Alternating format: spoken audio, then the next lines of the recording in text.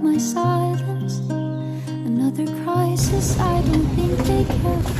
Nay, nandito na si tatay, may dalang ulam. Nay, parang gusto ko ng torta. Ang sarap kaya. Oo, may ulamin na tayo mamayang gabi. Tara na, magluto tayo.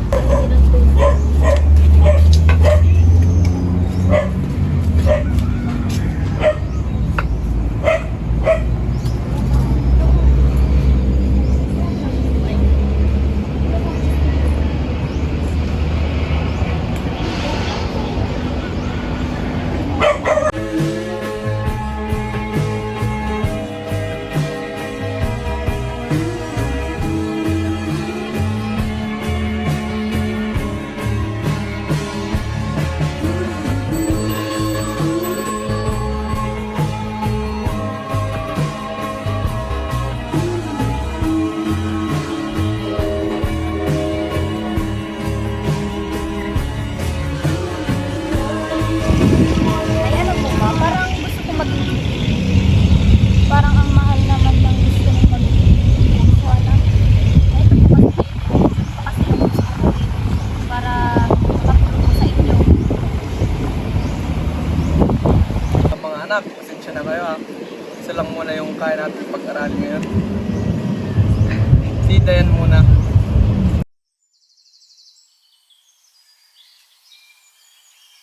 Hey Mare, kumusta na ang iyong buhay? Ay, ito, okay naman. Naghihirap na kami. Di ko alam kung saan naman kami kukuha ng pera. Ano ba nangyari? May alam akong solusyon sa iyong problema. Mare, baka patulungan mo kami dyan.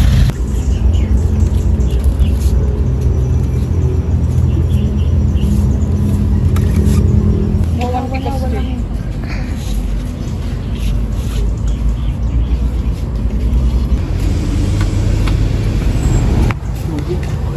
Ayan ka na naman! Puro ka na lang inom! Wala na nga tayong makain!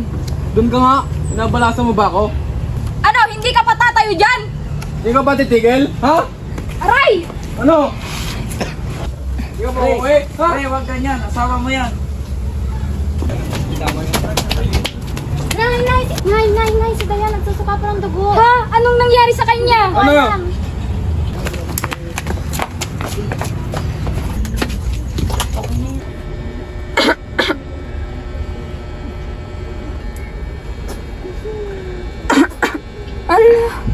Ano to, dugo? Nay! Nay, ang sama po ng pakiramdam ko, may dugo po. Anong nangyari sa'yo? Di ko po alam, Nay. Anak! Anak, anong nangyari sa'yo? Itakbo na natin siya sa hospital, Nay. Tay, isusuko natin siya sa hospital. Ano? Paano natin pupunta sa ospital eh? Wala tayong pera. Tsaka, gastos lang yan. Punta na lang natin kay Aling Sita. Sita, yung anak ko nagka-accident. Hala, ano nangyari sa anak mo?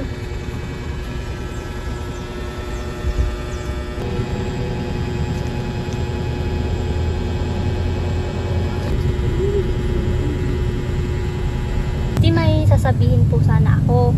Hihiram po sana ako ng pera nyo, pambili po ng gamot ng kapatid ko.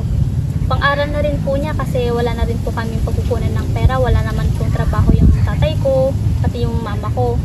Kahit magkano lang po, okay lang. Wala rin kasi ako, Ning. Kung gusto mo, may i-recommend ako sa'yo na trabaho. Malaki kita mo dun. Sige po, kahit anong trabaho na yan, kukunin ko na po. Sige, kita na lang tayo bukas. Sige po. Salamat, auntie.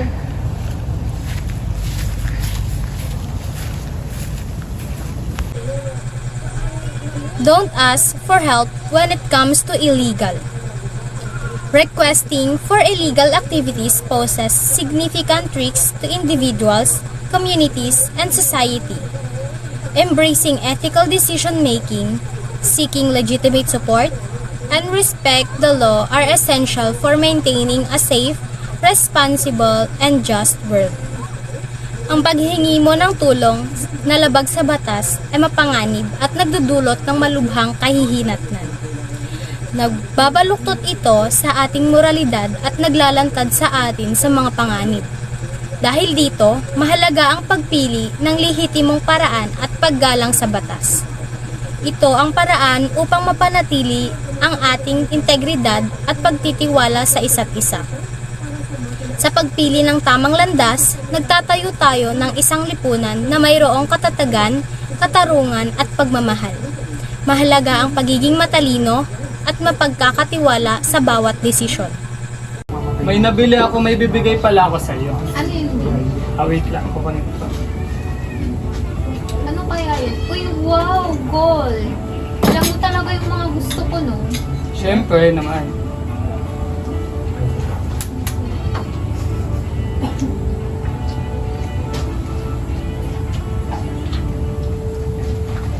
Ganda? Ganda niya talaga. Di, wala nang akong pera. Sige, wait lang. Di, Ano yun? wala na akong pera. Sige, wait lang. Magkano ba kailangan mo? Kahit magkano. Sige. Ito. Pambili mo ng kung anong mang gusto mo.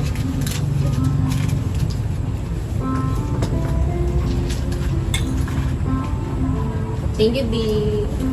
Okay na yan? Paano na ako? Wala na akong pera sa bank account ko. Sandali lang. Gamitin mo na lang tong bank account ko. Ito. Thank you, B. Welcome. Ang tagal naman ni Auntie. Tama ba itong lugar na binigay niya sa akin? Tama naman siguro. Oh, dito na pala kayo. Buti sinama mo yung kapatid mo. Ready na ba kayo? Tara, pakilala ko kayo sa amin. Sige po. Up. Ano po kayo doon?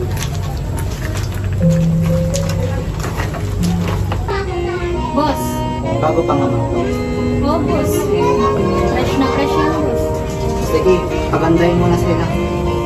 At isa sa meron tayong mayaman na customer mamaya. Sige, boss. Ayusan mo na. Sige. Tara.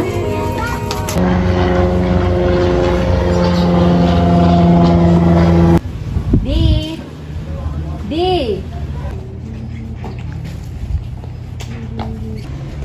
Ano na naman kailangan mo, Aryan? Wala na akong pera, Di. Hindi mo ba ako bibigyan? Sige, wait lang. Ito.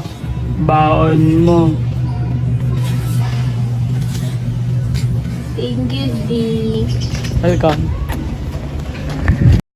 Prostitution is a type of sex work that involves engaging in sexual activity in exchange for payment. The definition of sexual activity varies and is often defined as an activity requiring physical contact. For example, sexual intercourse, non-penetrative sex, manual sex or oral sex, etc. with the customer. The requirements of physical contact also create the risk of transferring infections. Prostitution is sometimes described as sexual services, commercial sex, or colloquially, hooking. It is sometimes referred euphemistically as the world's oldest profession in the English-speaking world. A person who works in the field is usually called a prostitute or sex worker, but other words such as hooker and whore are sometimes used pejoratively to refer to those who work in prostitution. The majority of prostitutes are female and have a male clients. Sexual intercourse, also known as coitus, copulation, and coition. It is a reproductive act that involves the male reproductive organ entering the female reproductive tract. If the tract is complete, sperm is passed into the female, fertilizing her egg and create a new organism. Non-penetrative sex, also known as outer course, is sexual activity that typically doesn't involve penetration. However, some form of non-penetrative sex might include some penetration, such as oral sex or fingering. Non-penetrative sex can enhance intimacy and physical touch. It can also help couples who are dealing with health challenges feel closer and happier. Some examples of non-penetrative sex are intercrural sex, Some say this is a safe sexual practice because there is no anal vaginal penetration. However, others say it is not recommended method of contraception.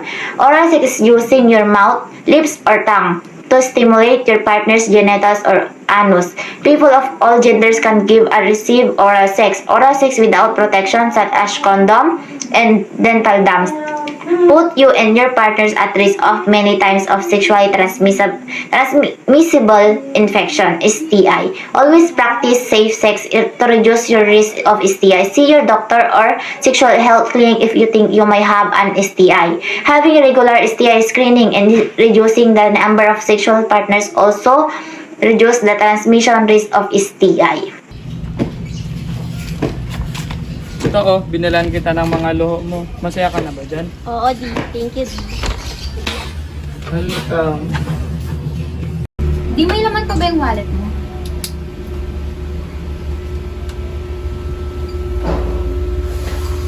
Order niyo po, ma'am, sir.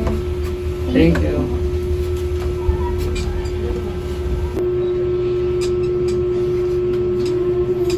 Ito, gamitin mo yung bank account ko. Bilhin mo lahat ng mga gusto mo. Tapos tawagin mo si boss. Sige. Ano nga ba ang pinagkaiba ng prostitute at human trafficking? Ang prostitute ay kusang nagbibigay ng sexual at serbisyo kapalit ng pera. Halimbawa ng prostitute. Si Lovely ay nagtatrabaho bilang isang sex worker ng malaya at walang pinipilit. Samantalang sa human trafficking ay illegal na pang-aalipin at panggagamit ng tao sa isang sexual at iba pang bagay. Halimbawa ng prostitute. Si Gina ay pinilit magtrabaho pero hindi alam ni Gina na magiging sex worker pala siya at napilitan siyang sundin ito. What is prostitute? A prostitute is an individual who sells sexual services to others in exchange for payment, typically in the form of money. This occupation involves consensual sexual activities with other person in exchange for payment, gifts, or other forms of compensation. Prostitute can be male, female, or part of LGBTQ+. Ano? Nasaan ka na ba? Ay, nandyan ka na pala. Dito ka na pala. Ano, may sasabihin ako. Gusto ni Boss Bert yung dalawang na-recruit ni Tita Raquel. Ako na bahala doon. Sige. Dito yung bahay ni Boss Bert. Galingan niyo yung performance mo ha. Huwag niyo ako ipahiya. Anong performance, boss? Huwag na kayong magtanong. Basta galingan niyo na lang. Tao po.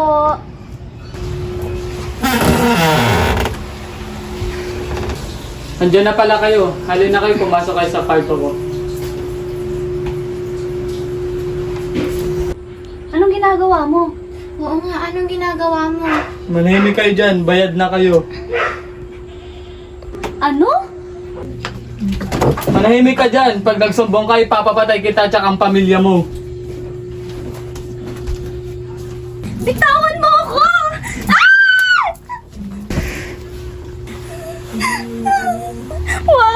Wag po! Mga hayop sila! Magbabayad kayo! Many victims of prostitution and trafficking were forced into it due to poverty, lack of education, or manipulation. Hindi nila ginustong maranasan ang hirap at sakit, pero walang ibang choice. Society must offer them help, not judgment. Let's create opportunities for everyone to live a better life without exploitation. Tulungan, hindi husgaan ang mga nangangailangan. Those in prostitution may smile, but inside, they are hurting and longing for freedom. Hindi natin alam ang hirap at lungkot na dinaranas nila araw-araw. They need understanding and support to escape this life. Let's be kind and speak out against the system that trapped them. Alamin natin ang kanilang kwento at maging bahagi ng solusyon. Ikaw naman ang susunod! Po, maawa kayo! Ba't naman ako maawa? Yan yung gusto ko, yung katawan. Ang mga gusto ko.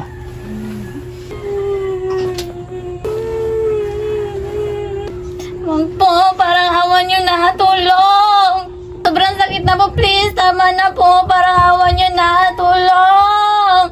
Ang human trafficking ay isang krimen na kinasasangkutan ng pananamantala sa sinuman para sa kanilang layunin ng sapilitang paggawa ng aktibidad ng komersyal na pakikipagtalik sa pamamagitan ng paggamit ng puwersa, pandaraya o pamimilit.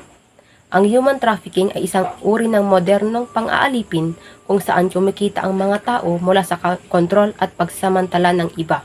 Sa particular, sa sex trafficking. Sex trafficking ay kinabibilangan ng pagkontrol sa mga individual para sa layunin ng pagsamantala sa kanila sa pamamagitan ng komersyal na gawain o serbisyo sa pakikipagtalik. Ang sex trafficking ay isang uri ng human trafficking kung saan pinipilit ang mga tao, karaniwang kababaihan at mga bata na maging sex worker na labag sa kanilang kalooban. Ginagamit sila para sa pangangalakal ng sexual, madalas sa pamamagitan ng karahasan, pananakot o pang-aapi. Ito ay labag sa batas at isang malubhang paglabag sa mga karapatang pantao. Halimbawa nito sa aming film ay kung saan ang isang pamilya ay lubog sa utang. Kapilitan na nagtrabaho ang dalawang magkapatid upang kumita ng pera, ngunit iba pala ang kanilang napasok.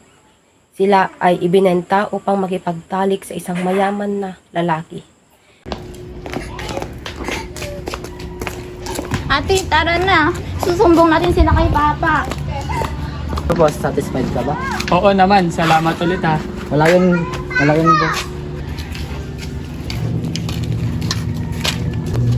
Oh, anong nangyari sa inyo? Anong nangyari sa inyo? Sabihin nyo na! Anong nangyari? Bakit? May ginawa ba sa inyo? Anong nangyari? Nay, minahasa po kami. Sino? Sinong may gawa nito sa inyo? Sino? Sabihin nyo na! Magbabayad sila. Ano nga ba ang human trafficking? Ang human trafficking ay isang krimen na nagsasangkot ng pang-aabuso at pagsasamantala sa mga tao para sa pakinabang ng iba. Ito ay isang malaking problema sa buong mundo at nakakaapekto sa milyong-milyong tao bawat taon. May dalawang uri ng human trafficking. Una, forced labor. Ito ay nagsasangkot ng paggamit ng puwersa, pandaraya o panggigipit upang pilitin ng isang tao na magtrabaho laban sa kanilang kalooban. Ang mga biktima ng forced labor ay maaaring magtrabaho sa iba't ibang industriya tulad ng pagsasaka, pabrika, konstruksyon o serbisyo sa bahay. Pangalawa, sex trafficking. Ito ay nagsasangkot rin ng paggamit ng puwersa, pandaraya o panggigipit upang pilitin ng isang tao na makisali sa mga sexual na gawain para sa pakinabang ng iba. Ang mga biktima ng sex trafficking ay maaaring mapilitang magtrabaho sa mga bar, massage parlor o online. Maaari tayong gumawa ng hakbang upang labanan ang human trafficking sa pamamagitan ng pagsasalita at pagbibigay suporta sa mga biktima. Pagkakaroon ng kamalayan dahil para alamin ang mga senyales ng human trafficking at kung paano makatulong. Pagsasalita. Kung nakakita ka ng isang tao na sa tingin mo ay biktima ng human trafficking, mag-ulat sa mga otoridad. Magbigay ng suporta sa mga biktima ng human trafficking at hikayatin silang humingi ng tulong. Ang paglaban sa human trafficking ay isang kolektibong responsibilidad. Mahalagang magtulungan ang mga pamilya, otoridad at mga organisasyon upang maprotektahan ang mga biktima at maiwasan ang krimen na ito. Kamusta ka na, anak? Okay na po ako, Nay.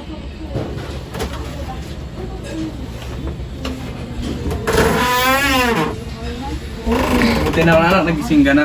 Dito na si Papang babago na gagawin lahat para makatulong sa'yo. Oo, Tay, buti naman. Alam mo na yan.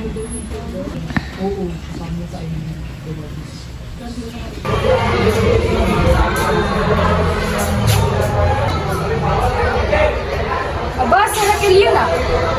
Oh. Hoy, anong ginawa niyo sa mga anak sasabihin mo? Aba, nagmarang-marangan ka pa dyan ha. Alam mo kung anong nangyari sa mga anak ko. Kung dahil sa'yo napahamak sila. Buti nga tinulungan ko pa kayo eh. Anong tulong? Ang paglagay sa disgrasya ng mga anak ko? Lika dito at ipapakulong kita. Wala akong kasalanan. Hindi! Magbabayad ka! Tingnan mo! La chara chara, la chara chara, la chara chara chara, la chara la chara chara, la chara chara, la chara chara chara, la chara. Mama, kamusta na di na? Tayo laging nagkikita, miss na kita sobra.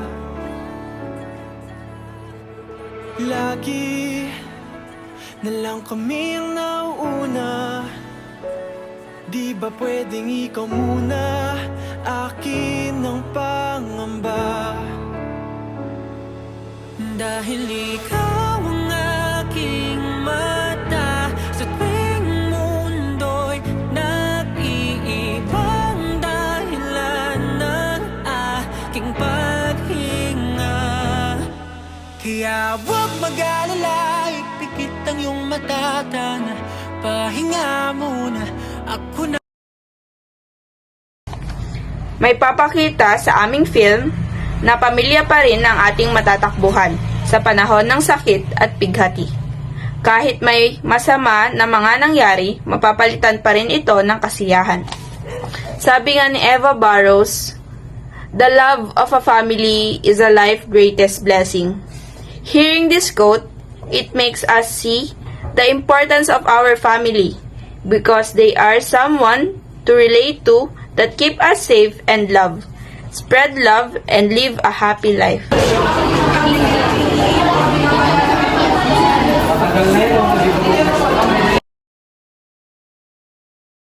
The path to repentance must lead with sorrow and regrets. Bye! Napagtagumpayan namin na matapos ang aming film dahil sa aming kooperasyon at gabay ng bawat isa upang magampanan namin ang aming role. Isang malaking pasasalamat sa aking mga kasama dahil nagawa namin ito ng may tiyaga at panibagong karanasan upang mahubog namin ang aming mga kakayahan.